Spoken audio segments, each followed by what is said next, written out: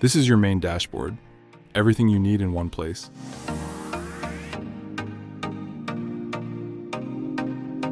At the top, you've got current projects. You can view them as a list, by status in a Kanban board, or on a calendar by deadline.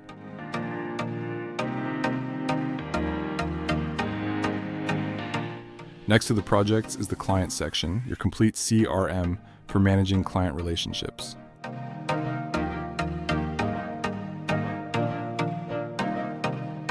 And down here is your financial overview, where you can see this month's revenue, this month's expenses, and any unpaid invoices at a glance. These quick action buttons let you jump straight to adding new invoices, expenses, or viewing detailed database directly.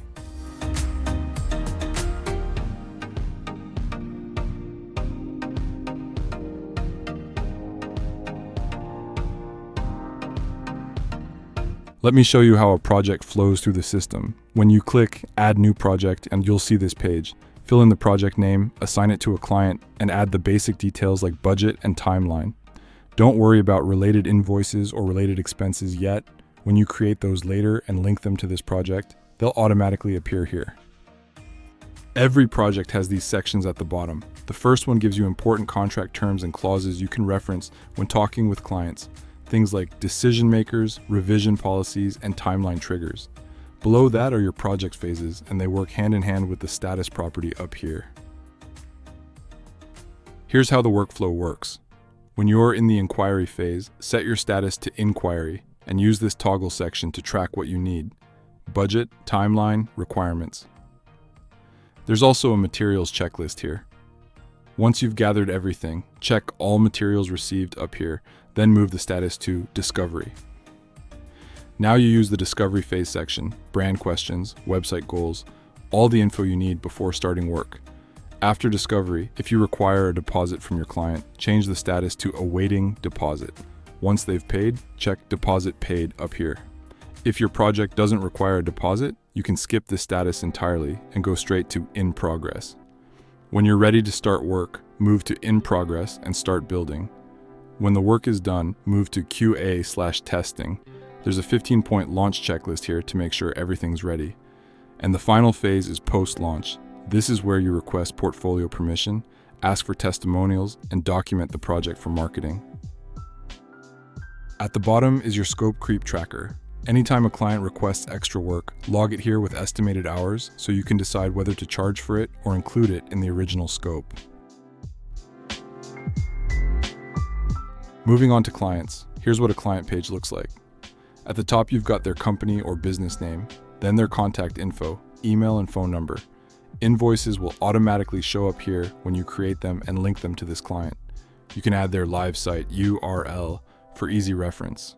Payment history lets you track whether they pay on time, sometimes late, or have been problematic. Their projects automatically populate here when you assign them to this client. This total revenue formula calculates how much this client has paid you across all projects. And finally, trust level is where you can mark them as a new client, trusted, high value, or a red flag if needed. Next is the financial part of the dashboard. In the quick actions part, you can view the detailed databases of your invoices or your expenses. When you add a new invoice, you'll see this page. Start with the invoice number or ID at the top. Then enter the amount, how much you're billing. Assign it to the client who's paying. Date paid can be left empty until they actually pay you. Days overdue will calculate automatically once you set the due date here. It tracks how late payments are, even after they're paid, so you have a record. Invoice date is when you issued the invoice. Invoice type lets you specify whether it's a deposit, milestone payment, final payment, or additional work. Payment method is where you track how they paid. Bank transfer, PayPal, Stripe, whatever you use. Assign it to the project it's related to, and the invoice will automatically show up on that project page. And finally, set the status, draft, sent, paid, overdue, or canceled. When you add a new expense, you'll see this page.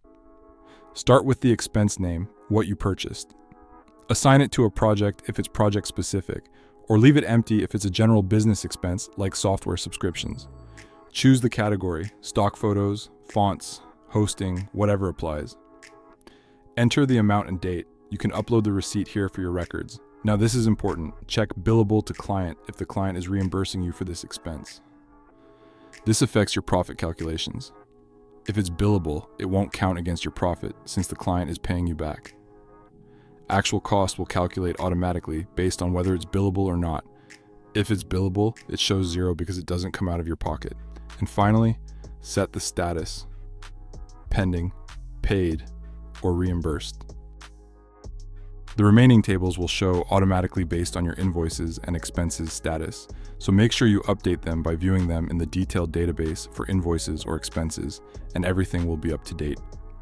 If an invoice is unpaid, it will show here. The current month revenue will calculate if an invoice is paid in this month. Same goes for the expenses. At the very bottom is the management hub. I suggest not touching these as they will only show you the back-end databases. Be careful not to delete them though.